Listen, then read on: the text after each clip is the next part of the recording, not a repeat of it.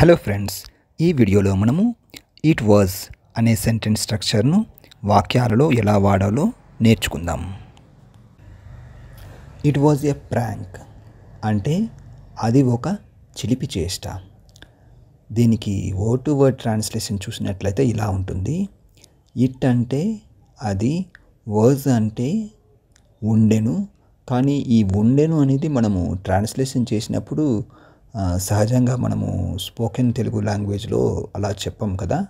కాబట్టి ఆ ఉండెను అనేది మనము వాడాల్సిన అవసరం లేదు.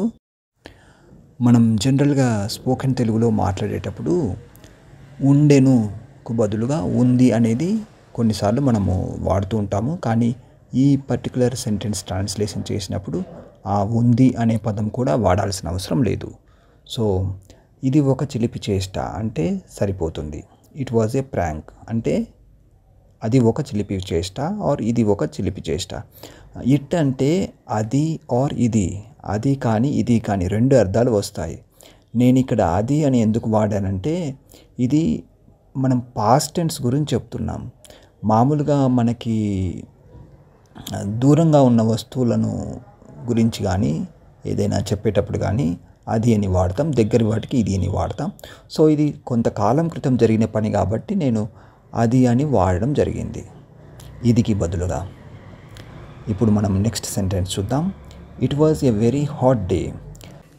దీని వర్డ్ టు వర్డ్ ట్రాన్స్లేషన్ చూసినట్లయితే మనకు అర్థం ఇలా వస్తుంది. అది ఒక చాలా వేడిగా ఉన్న రోజు. కానీ మనం సహజంగా స్పోకెన్ లాంగ్వేజ్లో మాట్లాడేటప్పుడు ఇలా ట్రాన్స్లేషన్ చేయము, ఇలా మార్చి చెప్తాము. ఎలా? ఆ రోజు చాలా వేడిగా ఉంది, ఆ రోజు చాలా వేడిగా ఉంది ఇలా చెప్తాం మనం.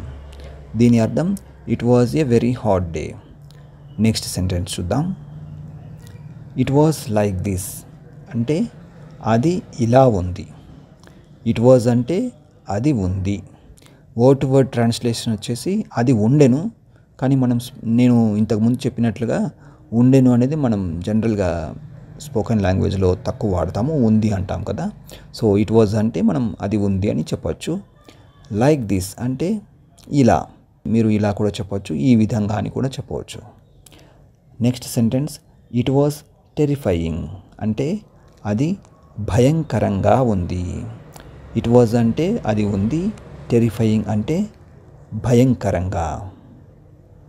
ఇట్ వాజ్ కెప్టెన్స్ డిసిషన్ అంటే అది కెప్టెన్ నిర్ణయం.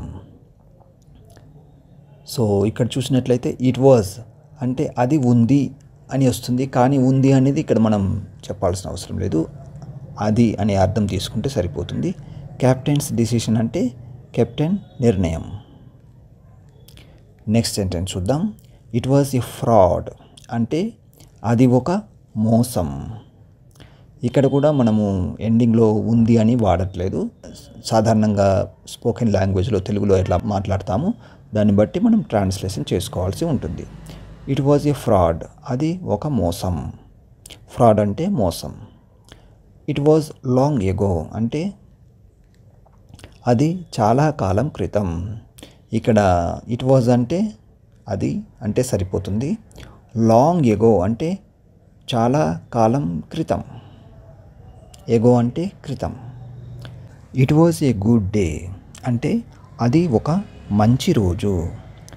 ఇట్ వాజ్ అంటే అది ఉంది, బట్ ఉంది అనే అర్థం రాయాల్సిన అవసరం లేదు. సో ఇట్ అంటే అది, ఇలా చెప్తే సరిపోతుంది. అది ఏ గుడ్ డే అంటే ఒక మంచి రోజు. ఇట్ వాజ్ ఏ మిస్టేక్ అంటే అది ఒక పొరపాటు. మిస్టేక్ అంటే పొరపాటు.